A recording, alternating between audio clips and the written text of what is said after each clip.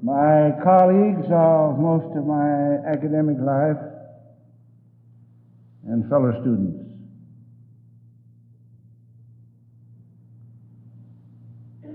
my wife and I can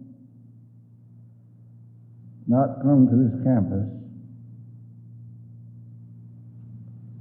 without a good deal of emotion and appreciation. Because anything we may have done for the institution is very small indeed in comparison for what the institution has done for us and our family and our friends. I noticed by the announcements of the President that the institution has not mended its ways in being really the richest center I know of in the world. For those many interesting and cultural activities which are found in a great educational institution. And when I say the best in the world, I speak with some authority, having visited most of the colleges of America and many of the most important ones of foreign countries. And as a result of this, I can say that I know of no other place where there are so many diverse and interesting and worthwhile cultural activities. Take this Boston Symphony concert that's coming soon. I think I can say that the most sophisticated musical performance I have ever attended was a concert of the Boston Symphony Orchestra at the time that Harvard University was celebrating its, I believe it's the 300th anniversary of its founding. And the highlight of that great week celebration was the concert of the Boston Symphony Orchestra. Every student should plan to attend whether he likes music or not, to put that on his record, to sort of file a notch on his six-shooter butt of things that he has attended that come in the high mark of refined entertainment.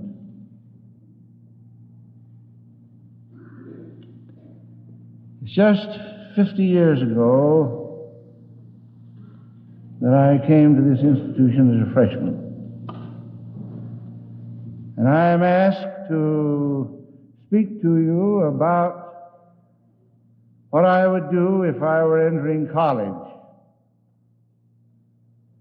Now I want to just think things over with you a little bit. Not very much. I'm fortunate in having a little more than the time that was allotted to the Monday speaker for many years here. He always had 4 minutes. I have many times 4 minutes. The time is brief, however, and I want to try to focus your interest on what would be the important things to think about if you were entering college. I have a vivid memory of that 50 years ago. At this time of year, I was corresponding around to various educational institutions throughout the nation. It made very little difference where I went.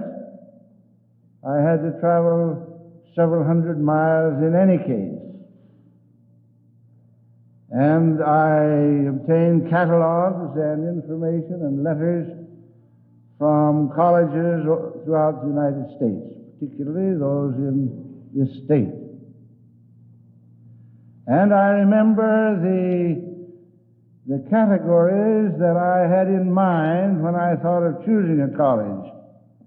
I was a little bit like the man who was buying an automobile that they told about in a show. After he looked around a little, he said, I'll take the Buick. I like the horn the best. He had a very unimportant reason for choosing this particular car. Well, students likely have that sort of thing in choosing colleges. I remember that one of the institutions of which I had literature had a picture showing a section of a museum in which they had a deer that had some beautiful horns on. And since I had been out hunting recently and had bagged a deer with bigger horns than this particular deer, I was almost to go to that college so that I could go into that museum and tell them that I'd shot a deer that had more horns than that, bigger horns than that college had on. And that would have been the greatest mistake I could have made in view of more recent developments in colleges.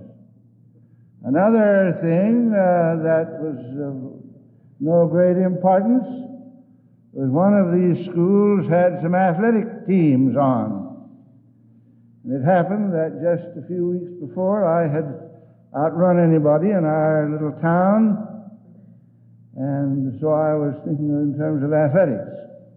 Well, that was all right, but it would have been a very great mistake if I had let that be the deciding factor. However, due to the fact partly that my mother was a member of the first class that was ever taught at Brigham Young Academy under Dr. Mazur, and there was therefore a great fondness the family for the institution, for the fact that my father had graduated from this institution, and that many of my best teachers had come from here, and that I knew about the splendid qualities, I allowed those permanent things to be the deciding factor in deciding to come to BYU. And it has always been the right decision. There has never been one time since that I've had any evidence that this was not the best place for me to have come.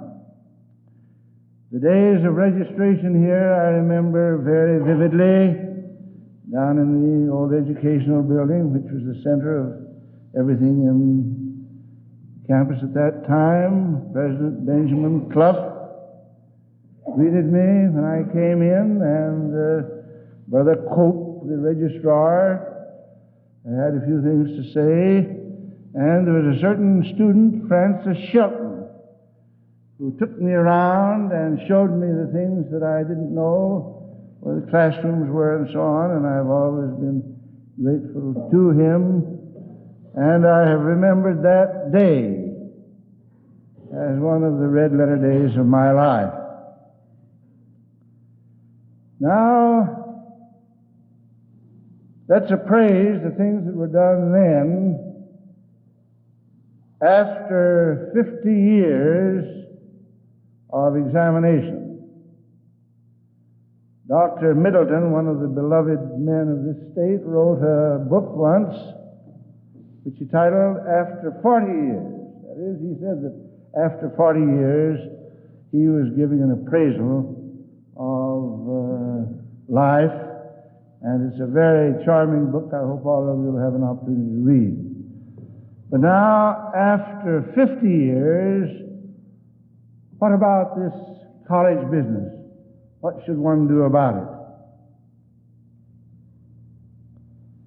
it? In those 40 years, or in those 50 years, about half of the time has been spent at this institution as president of the institution, practically half of it.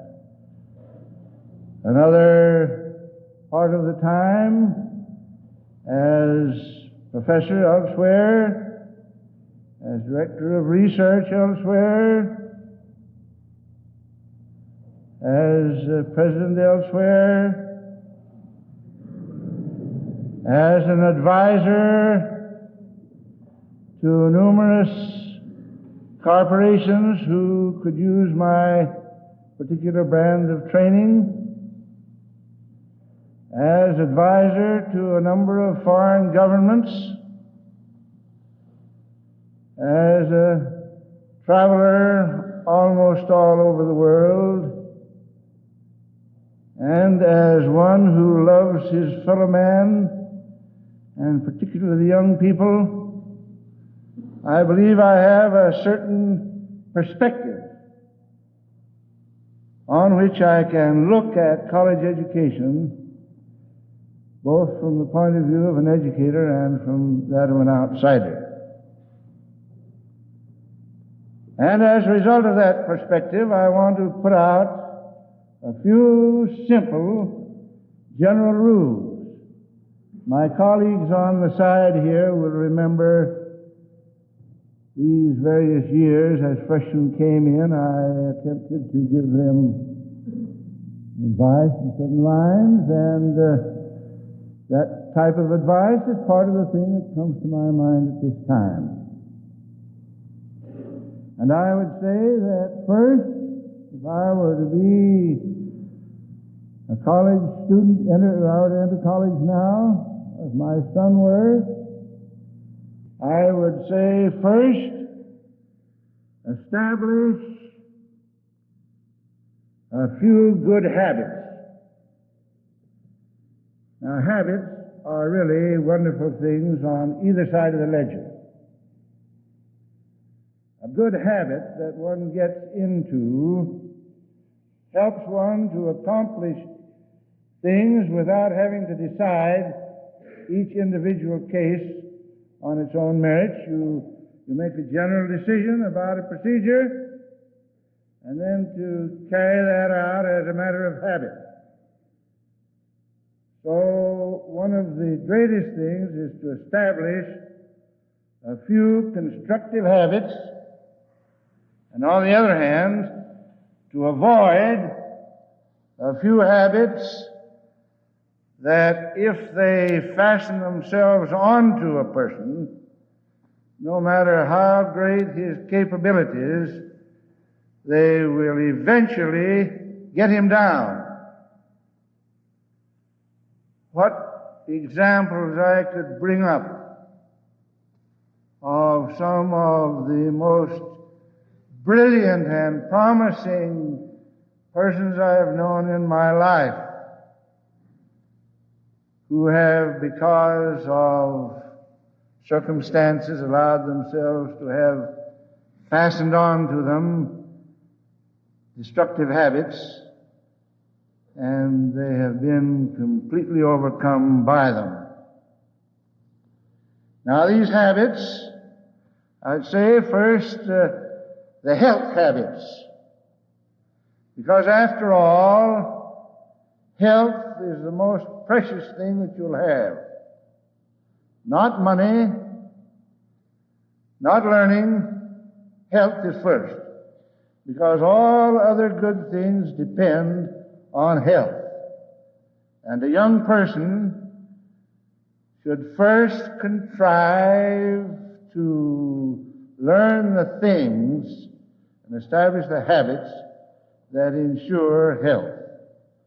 There isn't time to go into those things. You pretty much know them, but that is tremendously important.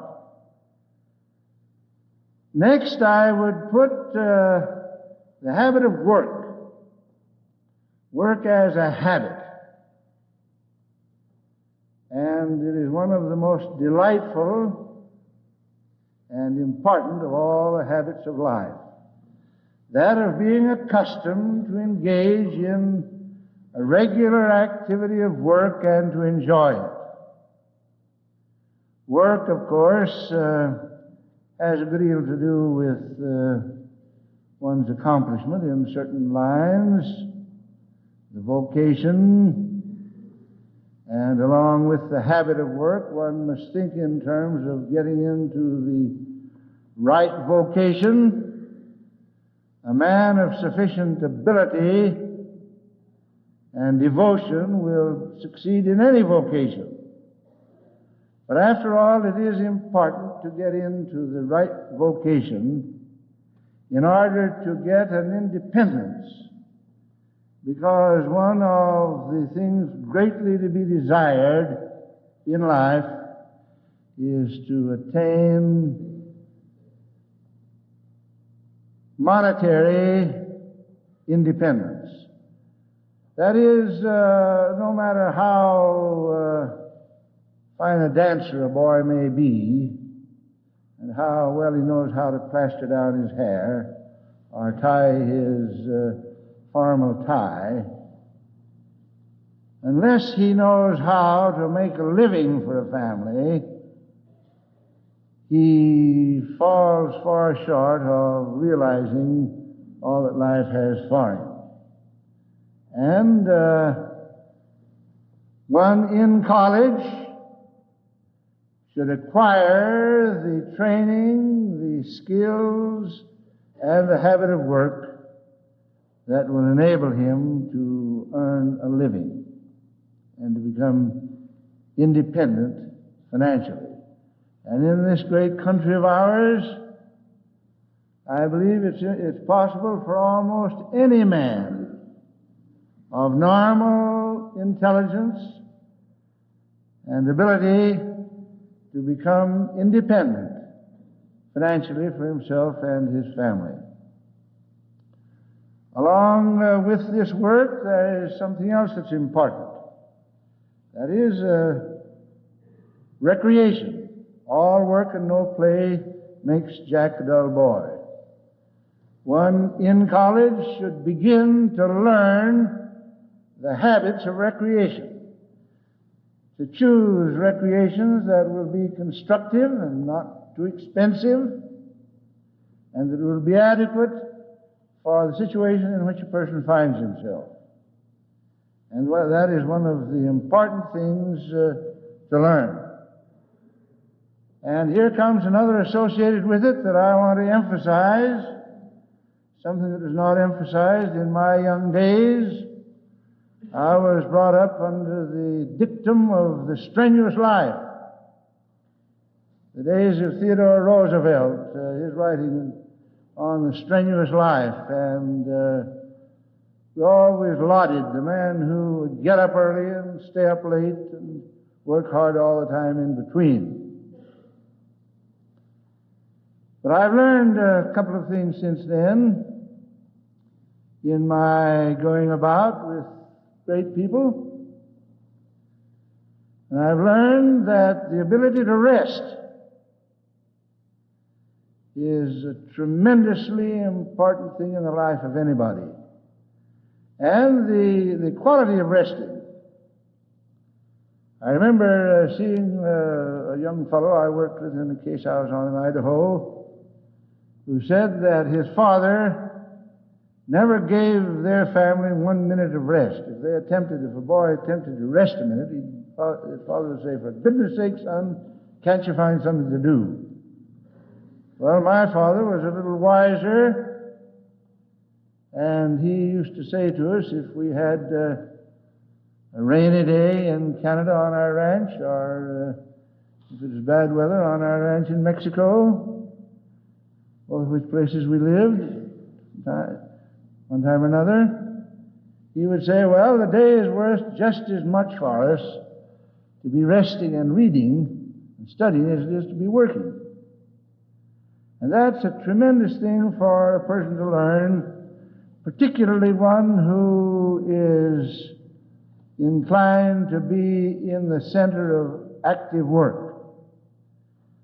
Now I'm seeing people overcome by the lack of rest. So I want to put that as one of the important things to learn. It's easy, some people think, but it's very important. Now, the most important thing for students, all these are important, but the reason one comes to college is to learn to study and to study. Most people spend a good deal of their studying time in wasteful endeavor. My friend over here, Professor Polson, who's really one of the great men of my acquaintance, can help any of you in saving a lot of your study time by doing it the right way. The thing to do, of course, is first to learn how to read rapidly, because most of us spend most of our study time in reading. Learn to read rapidly, to concentrate deeply during the period of study, and then to rest. There's a certain cycle there of effective study that one should learn. And one should learn not just to learn facts.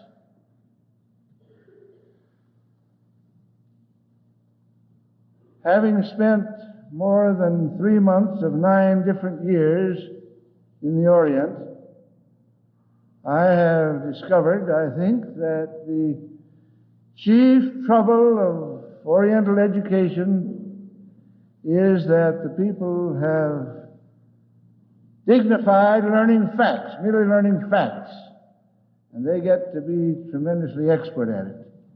Some of those Chinese students that I've seen that know more facts and can memorize more things than anyone I've ever seen. But learning facts is really a secondary quality of intellect. It's important. Should know a few facts. Every man should be able to remember his wife's birthday and the day of their wedding. And there are certain other important facts that a person must learn. But facts can be had, most of them, in the encyclopedia. The important thing is to learn to think. And I believe that that is the quality that makes of Americans the capable leaders that they are. I've just come from a couple of years in Persia, where we've had a good many types of scholars to work with. And the Americans are the best of them all because they can think out of difficulty when they come to a situation. They're not dependent on the rule of thumb or the memory. And so I want to emphasize as one of the important things here, the learning to think, to be able to solve problems, to be able to act under all circumstances. Now, the reason for that becomes obvious in connection with certain scholastic adventures. In the old days, they thought that you should learn a trade and certain facts.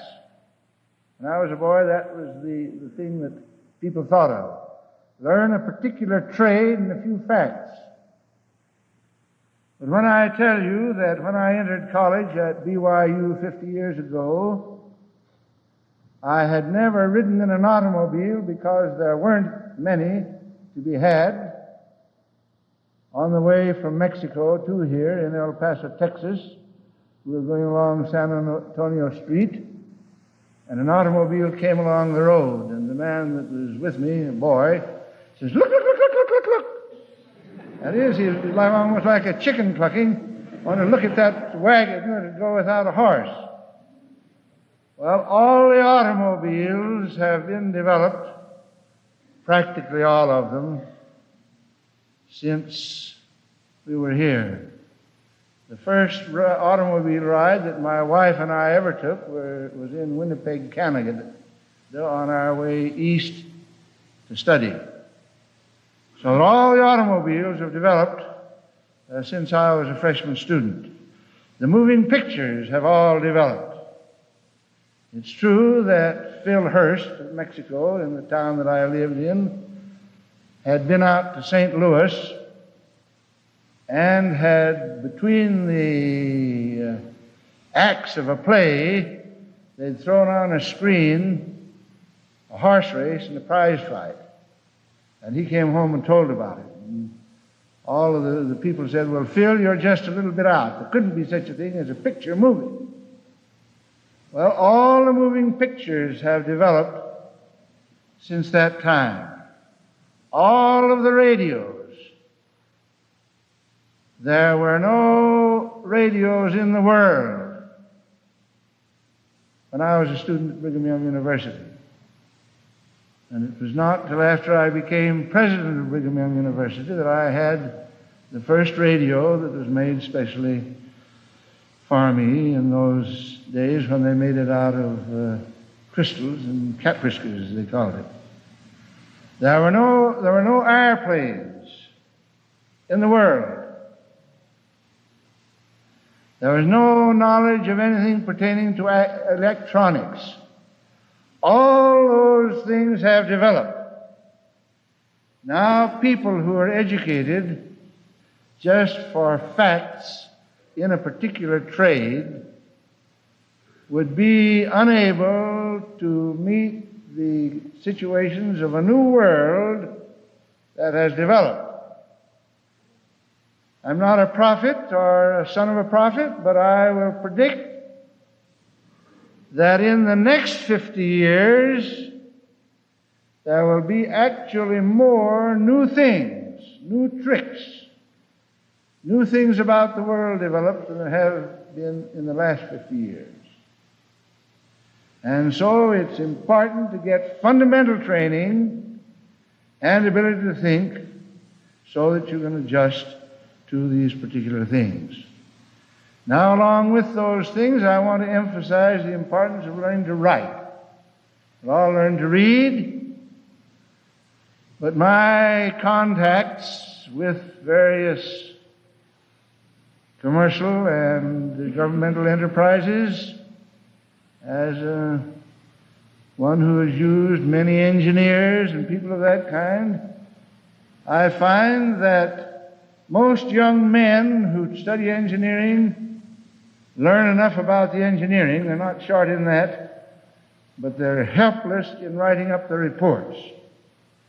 And the same applies to people in all activities. So I want to particularly emphasize your getting in touch with Oliver Smith over here, somebody that will teach you how to write, because that is a tremendously important thing no matter what activity you're in. Now, as to subject matter, I see I only have a minute or two left. And here I have the most important of all the subjects in the world to talk about. All these subjects of chemistry and algebra and physics and English, how many of those I have taught in my youth. The most important of all of them is the subject of religion and spirituality. Because spirituality in the development of a personality is more important than the learning of facts. There are more books published on religion than on any other subject. And there are more conversations spoken on religion. If I had time, I could speak for many hours of tremendously interesting experiences I have had on religious topics, because wherever I've been in the world, somehow people have learned that I was a Mormon, and that brings up the subject of religion, and people are interested in the subject of religion. And so I would say that a student should take every opportunity he can for religious activity, because that tends to promote spirituality. Now, the religious activity, the so-called routines, may not be so important, but the spirituality behind it all is tremendously important. I could tell you about some of the ritualistic rites I have seen in various places where people thought they were religious, but they're merely engaging in the busy work associated with religion. The thing to be sought is spirituality. So that now, in summing up, I see the clock has gone past my time. If I were to be a student, knowing all that I know now, I would seek to establish habits in health, in work, in recreation, in rest. I'd learn how to study, and I would try to develop my spirituality. And if I had all of those things, I would be able to live a life of appreciation of some of the things that I have on my list and would have told you about if it had been time.